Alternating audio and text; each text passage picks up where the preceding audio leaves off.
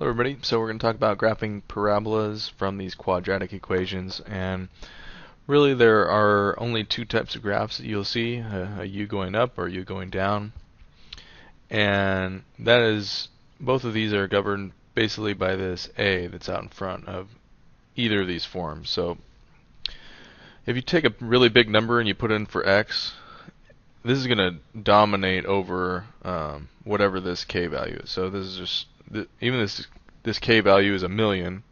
When you get bigger and bigger numbers, you go to a billion, a zillion, whatever, this number is going to dominate this number because this number is getting squared. So if a is positive, it's going to go either shoot way up and be more positive on this side, or if this number a is negative, because anytime you square something you get a positive number, so this is going to be a positive times a negative, that this will become super negative at the end. So it'll be like this. So the a tells you if it's going to be up, so a positive looks like this, a negative looks like this. And the same thing happens when we go into standard form, that if you get a really big number, when we square it, it's always going to be positive. So if we have a positive times a negative, this will be a negative number. If you have a positive times a positive, this will be a positive number. So the a tells you up or down, so smile or frown. So some people do smile and some people have a frown when they're negative, right? Okay, so let's jump into these two different types of forms. First up, this is in what we call vertex form. And what it is let's look at our interesting x values. When this is 0, right, it's kind of like, what is our y value and x value when it's 0, 0? If we looked at this very simple equation, y equals x squared, the graph of that looks like that, and it goes right through 0, 0. Now, what is my 0 here? Now it's shifted over by 2, right? To make 2 minus 2 makes that 0.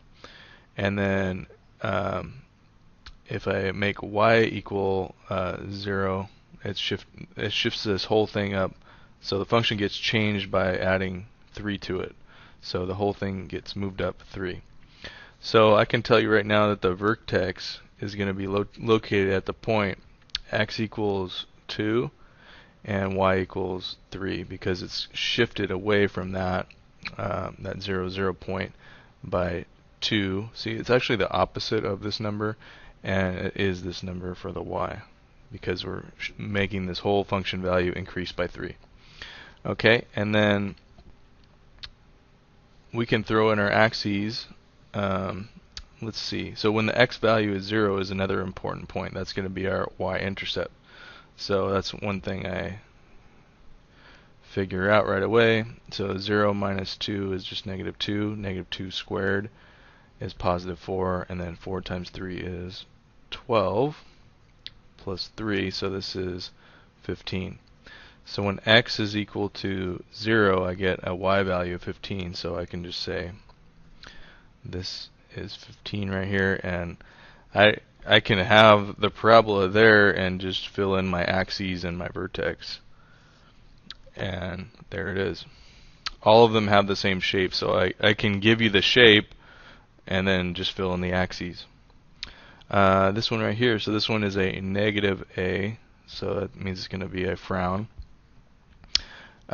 This value right here, so if I make my x value equal to 0, this one's a little easier, right? 0 makes that 0, and 0 makes that 0, so I'm left with 3.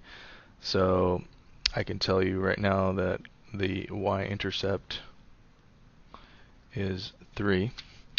Now, the other thing I want to do is check what are my interesting x values. So I'm going to factor out, how about a negative x of these first two terms. So the other part would be x minus, makes that minus. So I could check to see if this is the same. Minus x times x is negative x squared. Minus x times minus 2 is positive 2x. And then I have that plus 3 there. So my interesting x values are x equals 0 and x equals 2, right, to make that a 0. So 0 times anything is just 0, so it goes away, and I get my y value is 3 when x is 0, and my y value is 3 when x is equal to 2. So it's going to be symmetric around x equals 0 and 2. So I don't know, let's see, is it popping above? So this is above the axis, right? This is 3. And so it's something down here. So that's my graph right there. And this point right here is 2, 3. And this is 0, 3. So my line of symmetry would be halfway between them. Halfway between 0 and 2 would be 1. And then I could plug the 1 in and find out what the y value is at the vertex. So I plug in 1, and I get negative 1 squared, which is just 1. And then plus 2 times 1 is 2, plus 3. So I get 5 minus 1 is 4. So this is the point 1, 4. So there I have 3 points already. Now I'm going to jump over to GeoGebra and do these graphs in there, and we can kind of see some patterns from that.